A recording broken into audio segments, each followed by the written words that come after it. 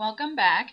That last video was a little confusing in terms of page order, so I'm just going to flip through here real quick to show you the order that the pages really go in. We have 2 left to do, so let's get started. First, I'm going to wallpaper this in this paper from Autumn Leaves, I believe. It's old. It's pink and orange polka dots. I used only old paper from my scrap bin on this project, so I don't even know what half of what I'm using is. And my craft knife is tearing the edges of my paper because I need to change the blade. Inking the edges in black color box pigment ink. Now I'm going to use the new Fisker scallop border punch to make a scalloped strip. I'm going to trim it down to about an inch and ink the edges in blue.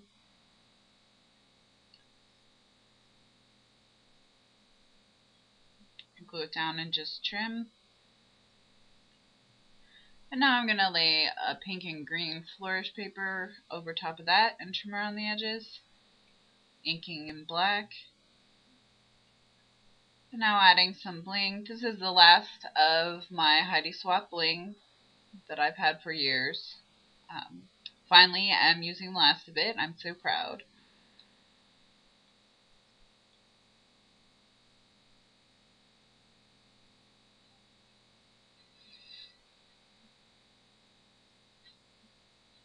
And I thought it needed something else, so I'm inking this chipboard heart in that robin's egg blue.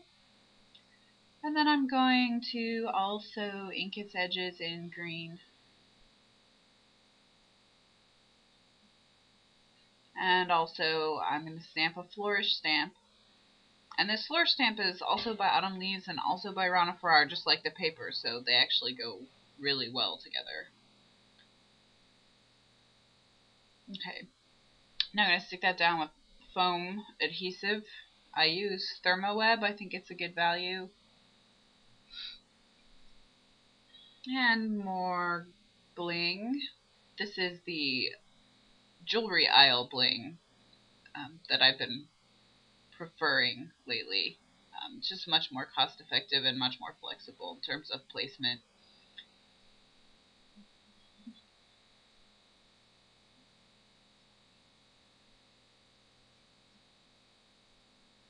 I'm going to cover this page in some old pattern paper that I have. It's from scrapandstyletv.com. I Heart Candy Town. Trimming it out. This craft knife also needs a new blade. So I'm actually going to have to sand that rough edges down with a sanding block that I just got from the hardware store. They're super cheap from there and they last a really long time. Now just erasing some pencil lines that I had drawn on it earlier and punching the hole. I'm going to ink the edges in blue.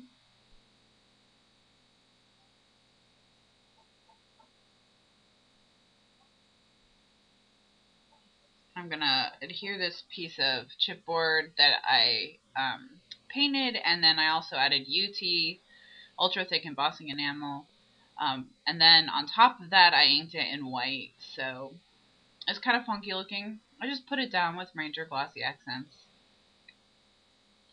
Now I'm adding some Scenic Route notebook paper. It's from the Background Papers collection, which is like my favorite paper collection of all time. Just trimming the edges. I have just changed the blade of my craft knife so you can see how much more quickly it goes with a sharp blade.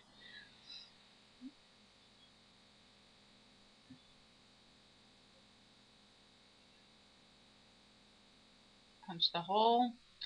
Now I'm inking a thick layer of pink ink because I wanted to do a two-tone effect. So now I'm going to come back in and ink them in brown.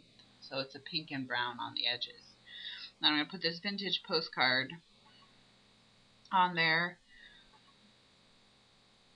And then I will trim around it.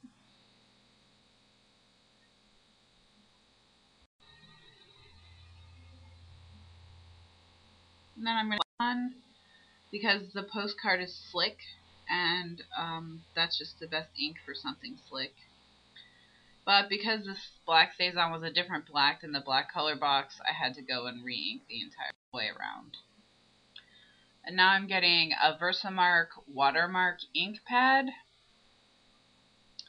And I am going to stamp kind of a funky tattoo looking heart in the Versamark. And then I'm going to cover it in ultrafine black embossing powder and heat emboss it.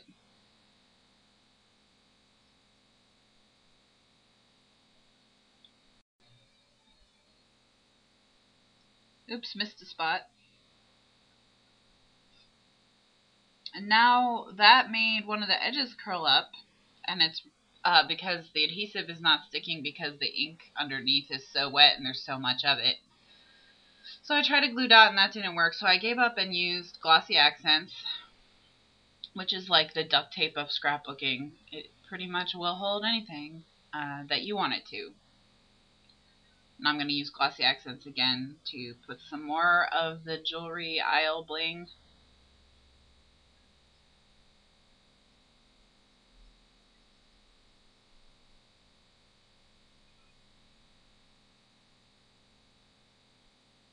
And I'm almost done with the entire project. Just gonna put some paper on the back, and I'm gonna use the same paper. Oh, sorry, got ahead of myself. Inked the other side in black because it just looked a little bit too peppy. And I'm gonna use the same paper that I used for the cover to do the back. I'm just gonna cover it, use a craft knife. Again, so much better when the knife is sharp. Now I'm going to ink this in Colorbox Pigment ink in Dune, as in sand dune, and punching the hole. And now I'm reassembling the book, putting all the pages on the ring it came with. And I'm going to tie a few pieces of ribbon to the ring, just for a little cuteness. Those scissors that I'm using there, which you haven't seen me use before, are left over from when I used to sew. They've only ever been used for fabric, and that's all I ever use them for, and that keeps them nice and sharp for my ribbon. Here's the cover. There's the little Making Memories letters and the thickers, and you can see where I added some extra bling, the Prima flower and the SEI brad. And there's that flourish that I used to cover the hole that I accidentally punched, and those pearls are from Making Memories. And the bling is Heidi Swap. There's more Heidi Swap bling, and that scalloped edge is really cute. I like it a lot. Here's the other scalloped edge that I made with the corner rounder and added the bling. I like how that turned out. Another flourish. And the Prima flowers and the SCI brad, which I covered in bling. And then the autumn leaves stamping, and the flourish paper looks nice there.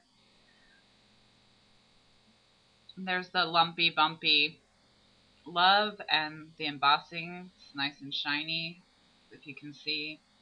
There we go. And then the back cover. Thank you for watching, and I hope you enjoy.